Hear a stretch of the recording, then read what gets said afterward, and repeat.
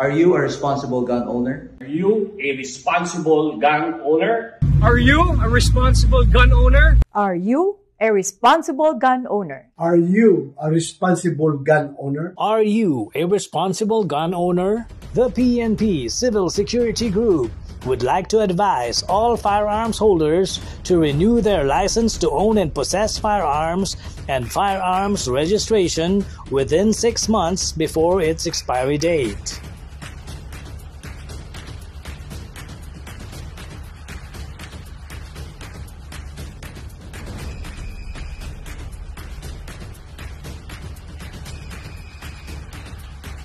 Tumawag na at makipag-ugnayan.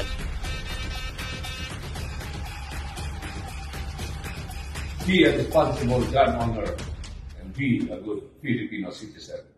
Huwag maging biktima ng expired mong lisensya.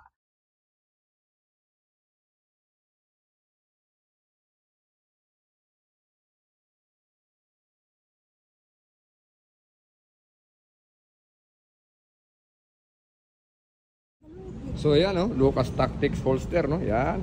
Multi-clip, ayan, pwede iba-iba pong settings ang clip kung saan nyo gusto ilagay. Kaya multi-clip po ang tawag.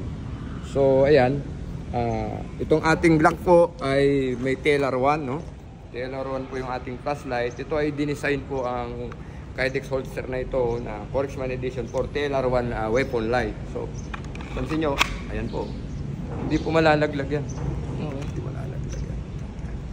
So ayan po. Hindi magagasgas ang baril. Yun po ang kagandahan sa Kydex ni Lucas, no? Hindi po magagasgas ang baril, no? So huwag kayong mag-alala, yung mga masesela na kasamahan natin na, sir, baka magasgas yung baril ko, sir. Pero dito po sa mga holster ni Lucas, hindi po nagasgas yung mga baril ko, kahit po yung aking Glock 34. Yun po yung unang ginawa na holster ni Lucas Tactics sa akin, yung Glock 34. So nung pinromote po namin yun, the rest is history, marami na pong bumili, no? So God bless Lucas, no, Tactics, at ayan, pagpalain ka nawa ng Panginoong Diyos. Ngayon, at marami nang nakakakilala sa produkto mo, at ngayon ang arm score ay kukuha na rin sa iyo ng holster, no? So yun, laging manalangin, pasalamat tayo sa Panginoong Diyos sa mga biyaya, no? So yun lang po, magandang hapon, One Gun Philippines. Yan po, kasama natin si Sir Brian at saka si Sir Joe de Ocampo ng Presidential Security Group. Nandito tayo sa Malacanang ngayon, no, sa firing range nila. So verify natin yung target board. So ayan, So anong gagawin natin ngayon, mga kasama, at Lucas Tactics po, no? Lucas Tactics holster. Ngayon po ang gagawa ng holster po ng arm score ngayon si Lucas Tactics na, no? So masaya kami para sa kanya, no? At ngayong araw po meron tayong holster ngayon from Lucas Tactics, no? Ito po yung Corexman edition na Lucas Tactics. Multi-clip po ito, so meaning yung ating Kydex na inside, pwede nyo pong iba-ibahin po yung position yan kasi po nalilipat po yung mga clips, no? Kaya multi-clip, no? So ayan po, gamit natin ating Glock 70 na Gen 5 Austria na dito sa atin ngayon, naka-carry, wala tayong load, no? So ayan po yung target board, kanina nakita natin, malinis naman. So lalagyan po natin ng balay yung ating Glock. Maglo-load po tayo. O ayan. So ayan po, hindi po halata, oh. So parang wala tayong baril, no? Parang a-attend lang po tayo sa party, no? So yan. Yan ang forma natin ngayon. Parang a-attend tayo sa binyag, no? Ayan. So, hindi po halatang may baril. Wala po, hindi po halata. So pag binulot natin po yan, yan. Check na natin, ma'am, kung may tama. Walang tama, no? So ulitin natin. So commercial, no? Biglayin natin, walang tama. Alright, patikim pa lang po yun. So yan, ganyan po kadali, no? Bunot natin.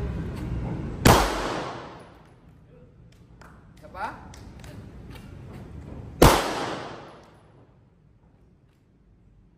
So yan. Lakad tayo. Biglang may kumunot. Lagi tayo. Talikod tayo. Bila tayong harap. Bunot.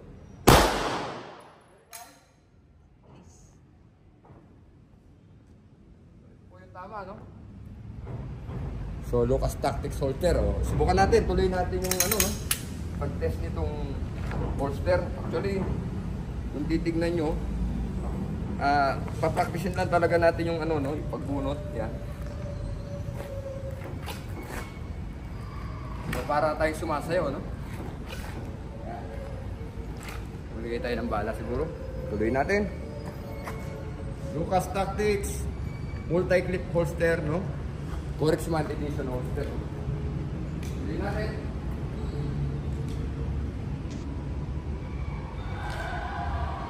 Alright.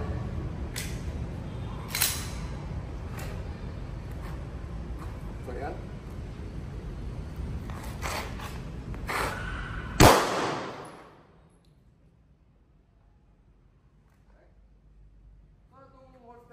Light bearing po ito. Yung ibang ginagawa ni Lucas Tactics, ano po yun, wala pong kasamang flashlight po na case.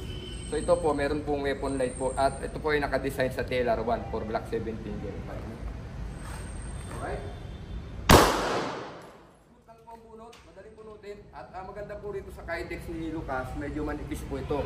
Hindi po bulky. So, kaya pag kineri nyo po, halos talagang wala kayong makikita. Lalo kung checkered po yung mga polo at long sleeve ninyo. No?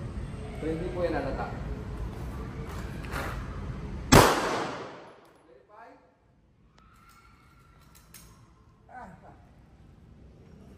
So yun po yung mga patama natin. Ano? Nagdikit-dikit na siya. Ano? So again. So tayo. So safe po tayo mag-load. Ang Glock po ay dinesign po na i-carry na may load, no? So wag po kayong matakot na i-carry ang baril, ang Glock ng may load kasi yun po ang design niya. So safe naman po ito for as long as po na wag niyong maipasok yung daliri niyo sa loob ng trigger guard. So hindi po totoo na na pumuputok mag-isa yung Glock. Siguro po pag may mga modification, mag-expect natin mangyayari yun. Pero pag stock po ang Glock, wala po tayong dapat ipag-alala. So yan, usually minsan ako nagke-carry po talaga ako ng loaded, no? Alright? So yan, loaded po tayo. So pansinin niyo po, manipis po yung no? Hindi siya makapal dito sa frontal area natin. So yan. Again. Bunot. Oh.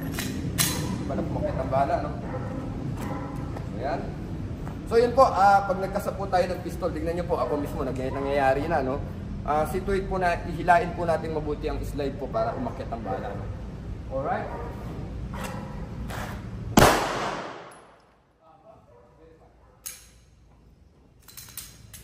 Ito po yung bala. No? Ayan, pumasok pa rin naman po. So Lucas Tactics, maraming salamat po at sa pag-sponsor ng holster na Corexman Edition. So yung mga bibili po. Mag-PM lang kayo kay Lucas Tactics, pwede nyo po ko i-PM. Lahat po ng member natin ng One Gun Pilipinas or yung mga non-member po, mag-PM po kayo para sa discount. PM nyo lang po. One Gun Pilipinas, Corexman po.